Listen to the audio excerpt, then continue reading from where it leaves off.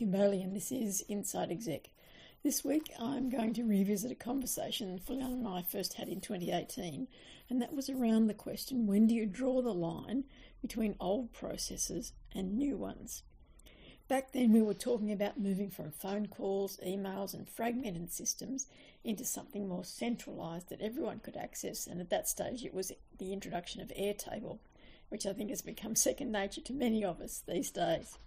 The issue wasn't technology, it was confidence, it was hesitation about a new process, and ultimately it was about leadership of a team and implementing those changes. So what's changed since 2018?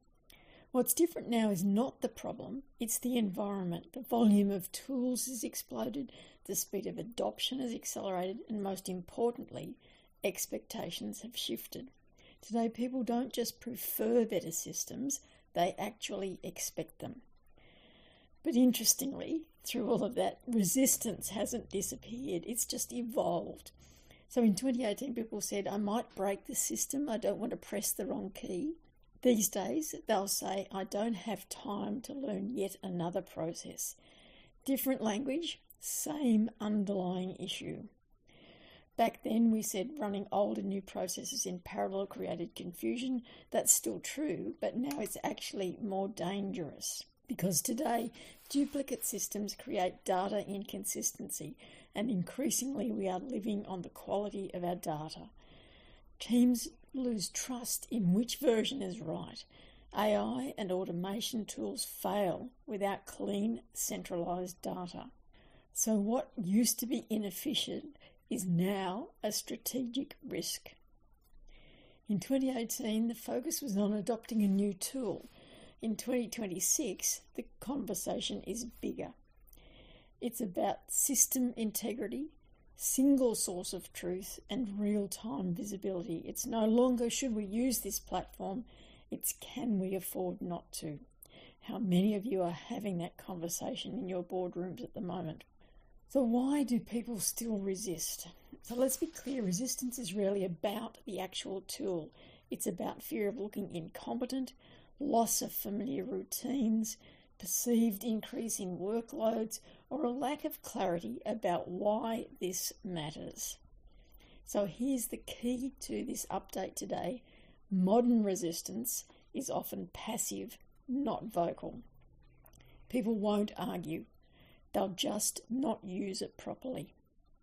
The old approach was train people, encourage them, give them time, hope adoption happens. That's no longer enough because in today's environment, partial adoption is failure. So what do we need to do now? Design before you deploy. So don't just introduce a tool, design the process around it. What gets recorded? Who updates it? When is it used? Make it the only way. Now, originally in 2018, we were very strong about saying you can't run two systems. It's not emails and a platform. It's not spreadsheets and a database. It's not conversations and records. It must be. If it's not in the system, it doesn't exist. And we used to say a long time ago, which I can say, is that if it wasn't in the minutes, it didn't happen.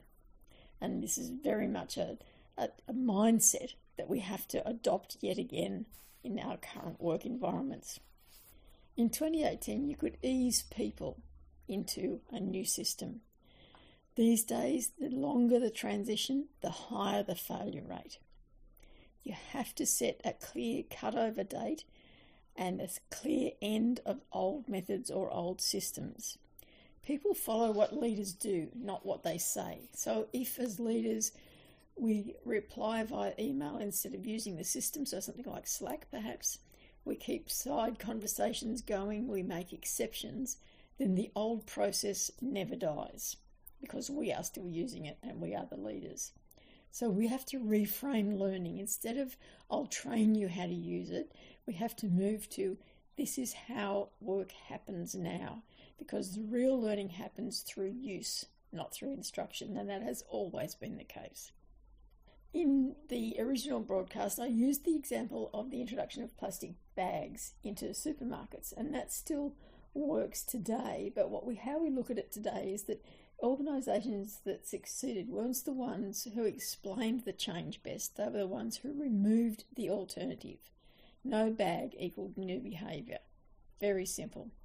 So the real question isn't when do we draw the line, it's are we willing to enforce the line? Because drawing it's easy, holding it, that's the leadership part. Let's have a little quick look back at what has really shifted the most since 2018. Back then, change was a project. Now it's permanent. So the mindset becomes not this is the new system forever, but this is the system for now. And when it no longer serves us, we change it again, but we never go backwards. So yes, you still have to draw a line, but these days you have to draw it faster, you have to enforce it harder, you have to support it better, and you have to review it continuously. Because the real risk today isn't in choosing the wrong system, it's failing to fully commit to the right one. I'm Kim Bailey, and this is Inside Exec.